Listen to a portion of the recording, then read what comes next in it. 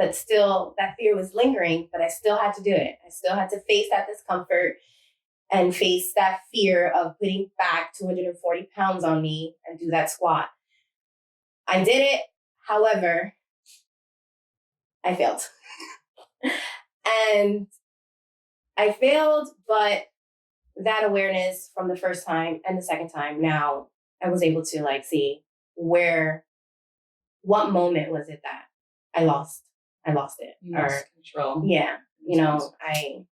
So it's so funny because I was telling her as she was doing it, I was training a client, so I couldn't really stop. I didn't want to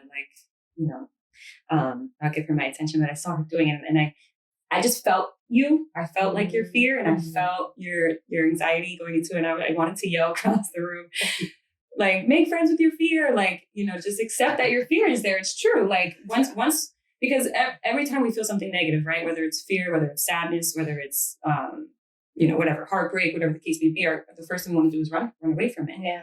And that's not, like just acceptance of what's happening and awareness of what's happening. Like, and it's like the same thing Francis told you, and that's okay. Yeah. Right. Like fear is present and that's okay.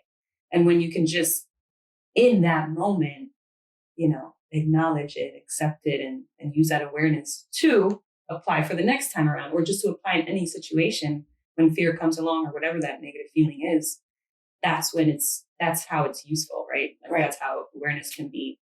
With awareness, we can apply it to future experiences, right? With other people, or whether it's like training program, whatever the case may be.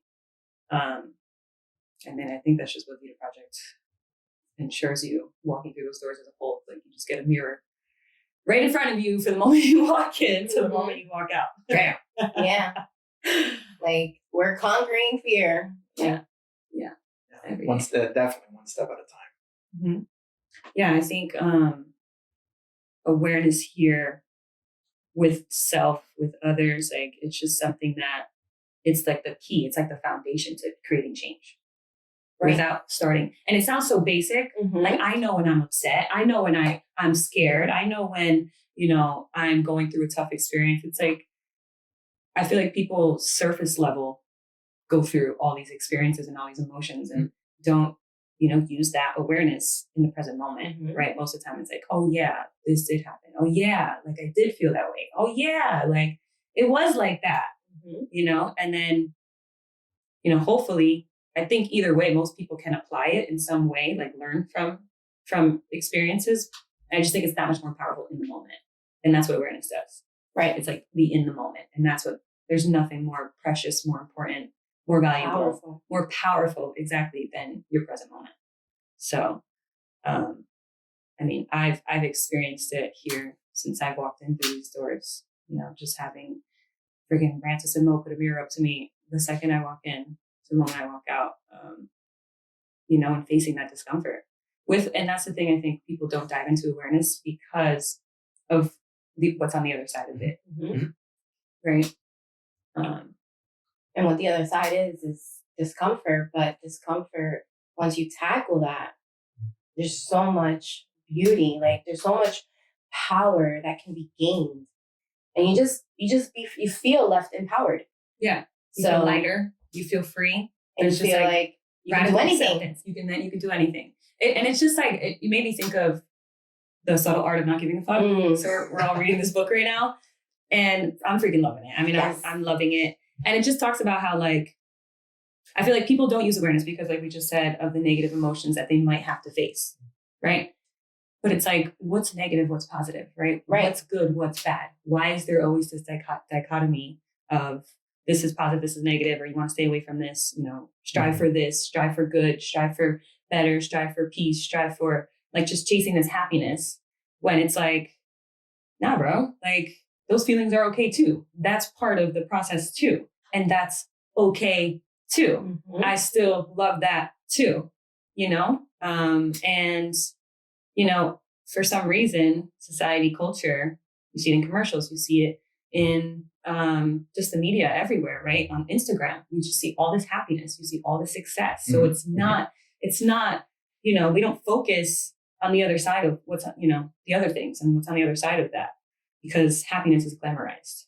Right? Well, and it's absolutely glamorized. And I think, especially with social media, we have everything is laid out for you, and it's all of our best moments. Nobody is ever publicizing or sharing any of the struggles that they're going through. It's all reward, and so it's kind of like, I like to say, it's all sizzle no steak, because it's crazy in the in the personal development field. We kind of say the only way through is through. Yeah. And it's going through that discomfort that you get to the other side, and then you're able to reap those rewards.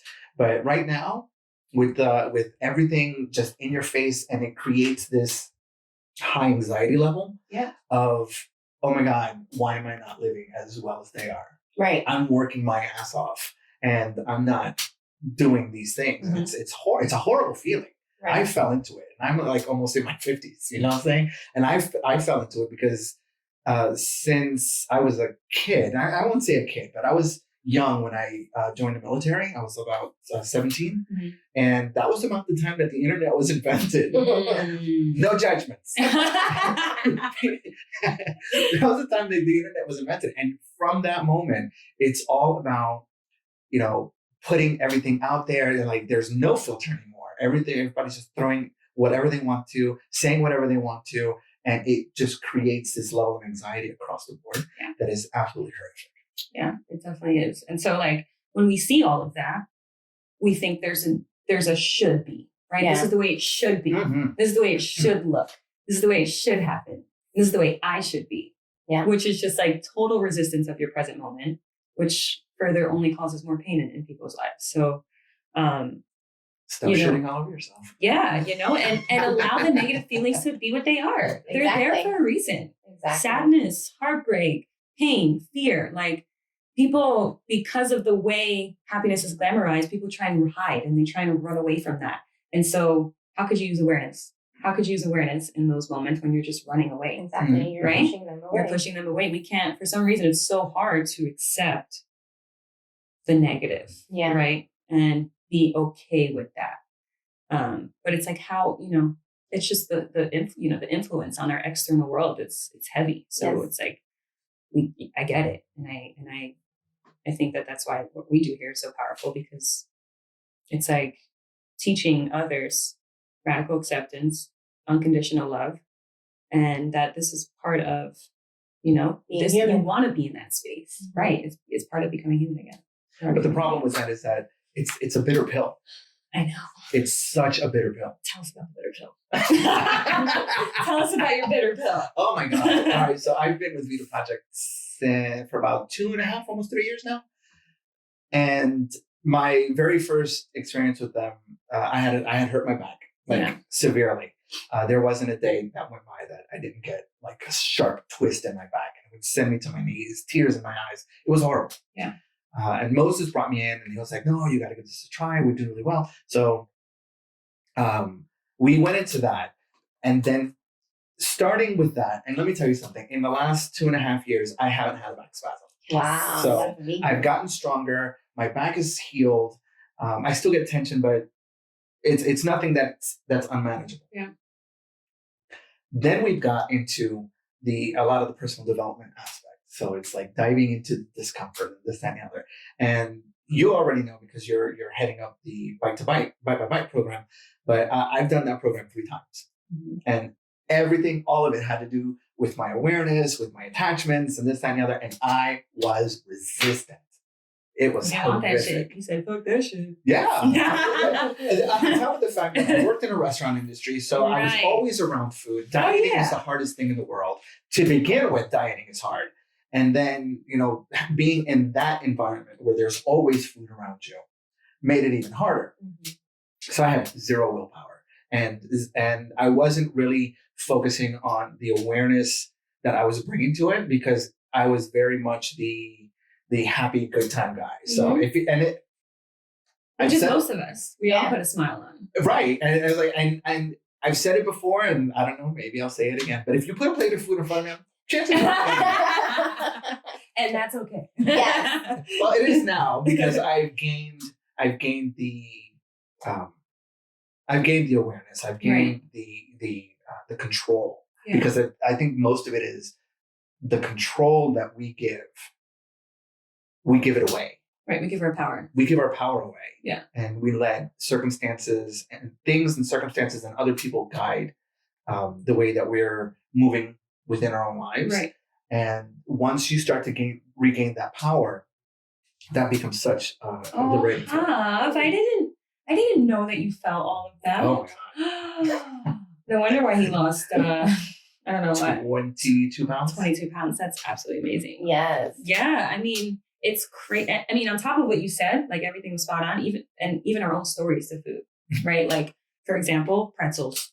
Like, I love fucking pretzels. Give me pretzels, I'm dogging the whole bag. You know what I mean? Like, I 100% am. And when I think about, okay, what are my stories with pretzels? Why does it make me so happy? Why does it give me so much joy, satisfaction, comfort? It's my grandparents. My grandparents always had pretzels in their house, and it was just like their snack for the kids. And, you know, like we have pretzels, you know, so it was like going to grandma's house, yay, like going to grandma and grandpa's. And I was so excited because I always know I'm getting pretzels.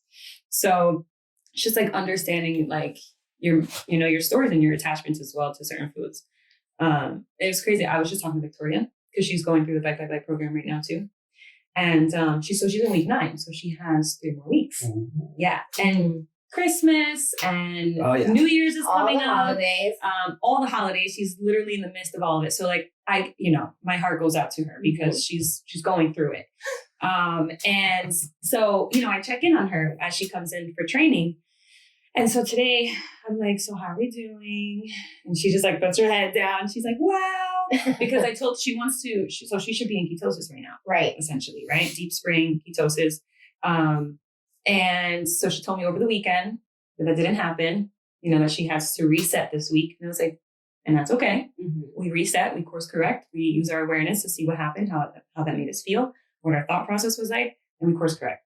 She's like, okay. So she comes in today. I'm like, Vic, I love you, by the way. If you're listening, I love you so much. We love you, Vicky. And this is a story that, other people can really take this in and be like, shit, I went through that too. And I go through that too. And the holidays are real. It's a real deal. It's going to happen every year. It's not going to change. So what are you going to do about it? Right? And not to cut you off, and just really quickly. Yeah. And I noticed, using my awareness, that that each time that we've done this program, it has been through this period. It has been through the holidays. Oh my God. And I've done this 3 times. Oh my God. And 3 times having to go through Thanksgiving, Christmas, and New Year's.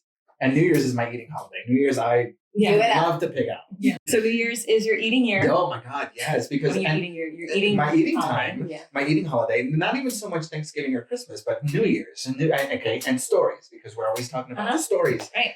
And for me, New Year's was always a party.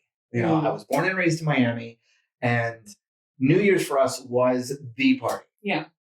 So big old house, all of the family comes over. There's a whole pig in a pit, barbecuing. There's fireworks. There's music. There's alcohol. You name it. It was the best. So for me, that New Year's comes around. It's like, all right, here we go. And then there's COVID. And then there's COVID. And we're doing that in our living room. Okay. So none of that good stuff this year. But story. So there it is. Story around eating, around food and a holiday. Yeah. So when I was talking to Victoria about it, she was just like, I was like, so what was that experience like? What was your thought process? What were you saying to yourself? And she was just like, that I earned it, that I deserved it. And I earned it, and that and that's okay. It's okay to have this because I earned it. And I was like, let's look at the other side of that. What else do you deserve? And she's like, well, I deserve, everything I've gained through this program. I deserve the mindset because I've worked so hard for it. I said, exactly. I was like, and you have 3 more weeks to gain from this program, and you deserve that too. So I was just like, hang on, hold on tight. I said, don't, like just shame or guilt yourself over the experience. Like, we accept it. We used our awareness from what that thought process was like. We changed the narrative and we course correct going forward. And don't forget to remind her about that Brazilian booty that she wants. yeah.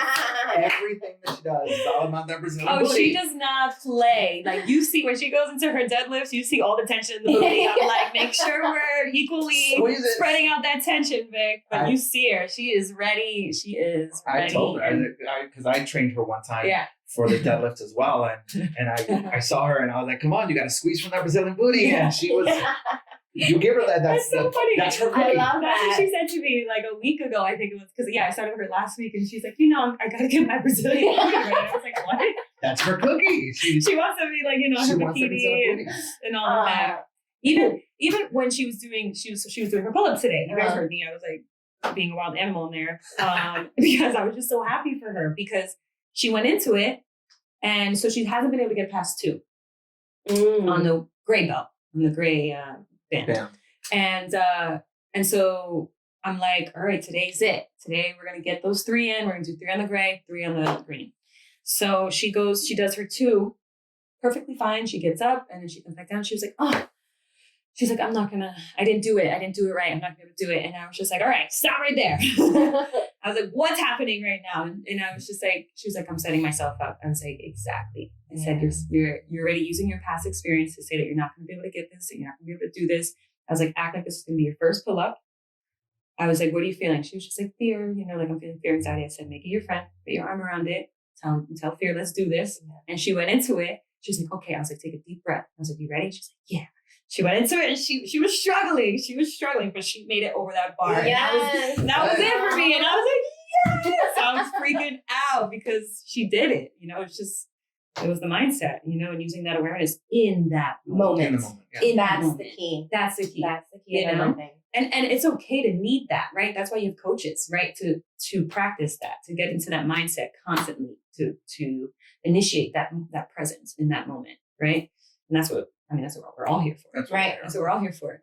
And it's getting to the space where you have that internally, right? You can have that conversation internally because you developed enough awareness at that point.